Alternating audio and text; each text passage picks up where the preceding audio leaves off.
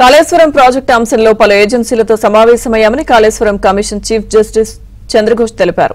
Ground report తెలుసుకుని affidavit file చేయమని ఏజెన్సీలను ఆదేశించామన్నారు.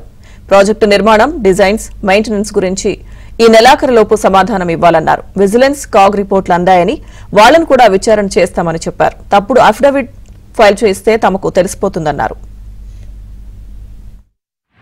Shooting colors are very. I also want to plant. Shooting colors are very calm. As well as upstream road, as per the design country.